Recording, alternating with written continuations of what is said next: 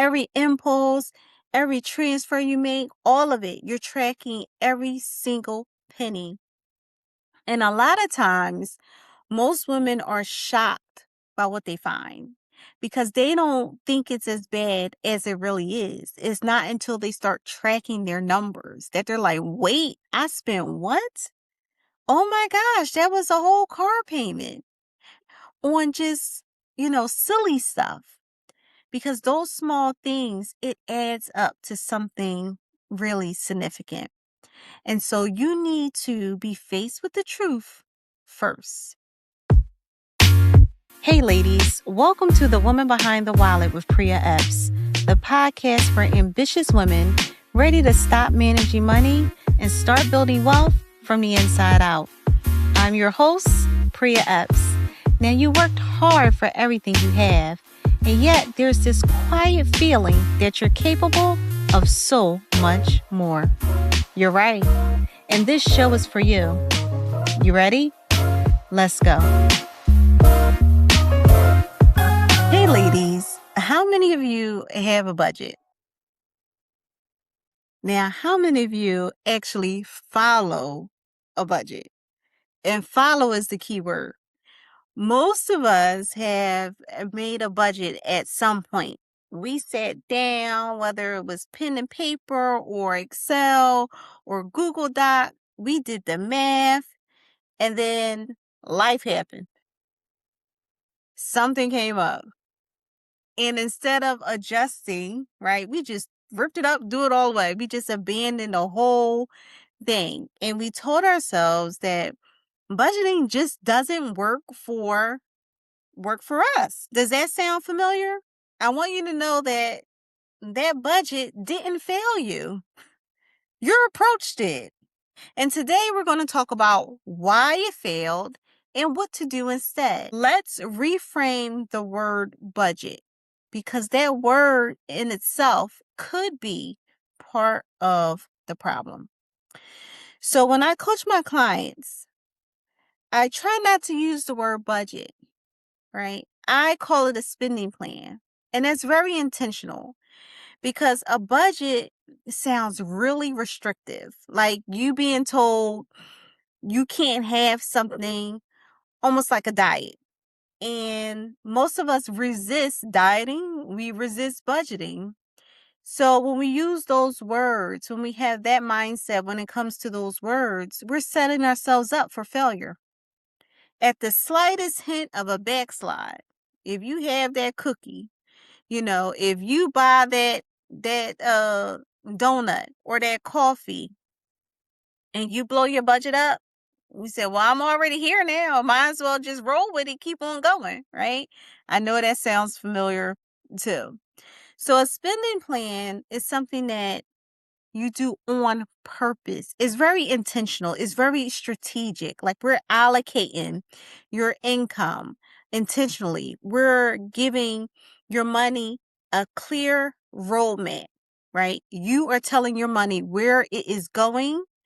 You are making informed choices. You're being proactive, and it ensures that your spending habits are aligned with what you say you want for your life. The most important thing a spending plan does, though, is shifts the power dynamic. So instead of you wondering, like, what happened?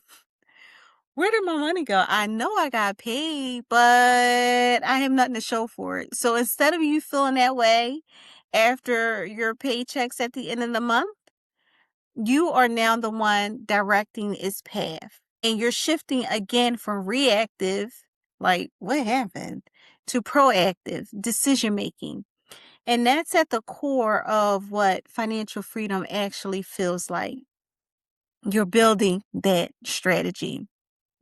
So, if a spending plan is this powerful, you may be wondering, why do so many of us just suck at this? Why do we suck? And it's because we are making avoidable mistakes. And I want to walk through the most common ones so you can stop making them. Mistake number one, we are not tracking our spending first. And that's where you start your spending plan. Because before you can build a plan, you actually have to know where you are and where your money's going, right? Not where you think it's going, not where you assume it's going, but where it's actually going. You need to track every single dollar. And you need to do this bare minimum for at least 1 month. So every subscription, every latte, mocha choca, whatever they call, because my girls are big on those ice cold frappuccino, whatever drinks. Okay. Every impulse, every transfer you make, all of it, you're tracking every single penny. And a lot of times, most women are shocked by what they find because they don't think it's as bad as it really is. It's not until they start tracking their numbers that they're like, wait, I spent what? Oh my gosh, that was a whole car payment on just, silly stuff. Because those small things, it adds up to something really significant. And so you need to be faced with the truth first. Mistake number 2, you're not creating a plan that's realistic, right? You just out here like, rainbows, sunshines. It's all going to work itself out. I'm going to put this here. I'm going to put that there. And you're not taking into consideration some priorities you already have. So this is going to kill your budget or spending plan for sure. I want you to go back and think about dieting. We all know what happens when you cut everything out. Everything. All the sugar, the sweets, the coffee, the teas, whatever it is, you cut it all out. You only drinking water. And then a week or two in, it may not even last that long. It may be a few days. You have a sip of soda or a sip of juice, or you have that brownie, or you have one chip. If I could just get one chip, right? And then all hell breaks loose. You eat the whole bag of chips. You eat the whole container of cookies. You have a whole 2 liter or a whole case of 12 pack of sodas. So when you deprive yourself, that just does not work. Okay. Now, I want to stress if you are in serious debt where you are barely making it, just head above water, if you're truly in crisis, then that's a different conversation. You may need to absolutely cut everything. And we will address that in a future episode.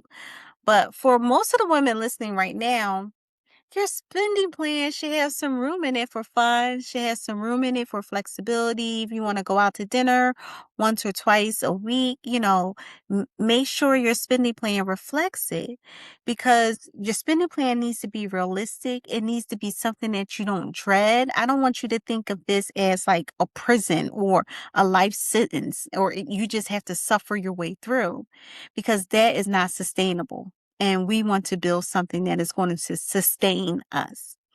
So, mistake number 3 is not knowing your why. Why are you even budgeting? Why are you building a spending plan? What are you working towards? What are your goals? You have to know your why because you're going to get off track. You will absolutely get off track. This is a guarantee. I guarantee it. Like the chairman of the General Mills, what he say on American Dreaming? I would guarantee that you will get off track, but your why is what is going to bring you back. It's going to bring everything back in focus. So without it, without knowing your why, your obstacles feel like a reason to quit instead of just a bump in the road. Or, I took a little detour, but let me get back on my straight and narrow path. So before you create a budget or a spending plan, you need to write down why you are building this plan and make it specific, not just, oh, before I die, I want to travel. That was me when I said I was going to get married again. hopefully before I die, before I'm in my 80s, I want to find my husband, right? I had to be really specific. So you don't want something as simple as, I want to be financially free. I just want to pay off my debt. What are the numbers, right? I just want to, take my girls on a trip. What are the numbers? What's required for that particular trip? I want you to stop dreading the spending plan, the budget, and I want you to start building towards it. So mistake number 4 is not adjusting. You just set it and forget it. Like you put that roast in the crock pot. I put my roast in the crock pot. Some people still cook their roast on top of the stove. That was the old school way my grandma did that. But yeah, you just set it and forget it. And that's a recipe for a disaster too. So your spending plan will absolutely shift, right, as life happens. It needs to move with you. I move, you move, just like that. Like your spending plan needs to be adjustable. Review it monthly at a minimum. When things change, if you have a new expense or if, you have a shift in income or unexpected bill pops up, you're going to insert that into your spending plan and adjust the numbers, massage it a little bit. Don't just throw caution to the wind. Just don't rip it up and just abandon it. Adjust. Because the women who succeed, right, aren't the ones that don't have challenges. They are the ones that recover quickly. They don't stay down forever. They are knocked down, they get right back up. So the question becomes not if I'm going to get off track. It's how fast that you can recover and get back on track when you do. So, how do I approach this when I am working with my clients? Because this is where it gets super personal. And I want to stress that everyone is different. There's no one size fit all. What worked for Sheila may not work for Teresa. Okay. So your spending plan will absolutely depend on where you are and what you're working towards and your personality. Because we have to factor that in, your personality and your money story. Okay. Some clients are spend it before I get it. Or if I have that money in my bank account, consider it gone. So if you have that type of personality, you will absolutely need to have every dollar accounted for. And I call this zero-based budgeting, right? So every dollar has a job. And at the end of that pay period, at the end of that month, is zero.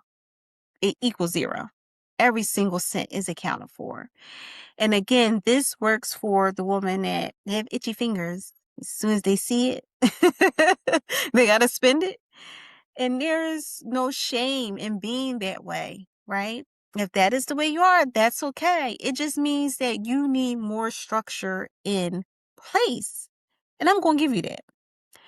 The other option that some clients find that works for them is like a percentage-based approach. So we allocate, a certain amount to needs, a certain amount to wants, a certain amount to savings, a certain amount to debt. You have a little bit more flexibility, a little bit more wiggle room. And this works for women that have a good handle on her needs. And she can handle some breathing room, right? Now, for me, what becomes really important is that before I build a plan for a client, I have to understand where she is financially and emotionally. Because you can absolutely build a spending plan and build it on the wrong foundation and it won't stick no matter how hard you try. But on the flip side, baby, when that spending plan sticks, my clients get so excited, right? They be happy to get on the phone call with me, get on that Zoom and say, friend, coach, guess what I did this week? I didn't spend all my money at Starbucks. I didn't spend all my money at concerts. They get so excited. And I watch women who came to me dreading their finances, like, oh my gosh, I don't even want to look at this. I avoiding my bank account. I'm afraid to look at the numbers. And they turn into these pros, right? They are checking their expense tracker, they're checking their spending plan, they're looking at it weekly. They're trying to see how they can cut back more because they feel like they're winning. And the debt is going down, their savings are increasing. And what really surprises them is that they've now realized I wasn't missing out on a thing. Because a lot of times, most people think budget spending plan is restrictions. I can't live my life. I can't enjoy anything. I can't go out and have fun. And what they see on the other side of it is that the spending plan didn't take their life away. They're not missing out on anything. It gave them their life back, actually. Because now they can say yes to things without the guilt, without the shame, without the anxiety that used to come from, them overspending. So that's what a spending plan looks like when it's built right. It doesn't restrict you. It actually funds the lifestyle you really, really want. So I want to leave you with something practical before we close out this episode of the podcast. If you don't have a spending plan right now, I want you to resolve, with yourself that you are going to create something immediately. You are going to create it right now. And you're going to start by pulling up your bank statements and your credit card statements for the past month. Write down everything that came in, everything that went out, and I want you to get super honest about what's happening with your money right now. So once you laid everything out for the month, ask yourself 3 questions. Does my spending reflect my values? Does my spending reflect my goals? Does my spending reflect the life that I'm trying to build? And if you said no to any of those questions, that is your starting point. I want you to realize that a spending plan is not punishment, it's not a restriction, it's not a financial diet that makes you miserable until you quit, right? It's a decision that you make to become intentional about what you want out of your life. So you are now directing your money instead of wondering where it went. You are building towards something instead of just getting through the month. We are moving past surviving day to day, and we're starting to think long term. So that decision is available for you to make right now. So I do want you to make it. Now, if you're ready to stop wondering where your money went and actually start telling it where to go, book a breakthrough session where you will get clarity on your goals. You'll figure out what financial freedom really means for you. You'll get a deeper understanding of the specific money habits that are holding you back and an action plan that you can start implementing immediately. The link is in the show notes. Let's build your plan together. That's a wrap. Thanks for checking into The Woman Behind the Wallet with Prea Epps. If this message hit home, go ahead and hit that subscribe button. And while you're at it, leave a review. It'll help more women find the show. And remember, when she changes, everything changes. The woman behind the wallet is waiting. Go meet her. I'm Prea Epps, and I'll see you next episode.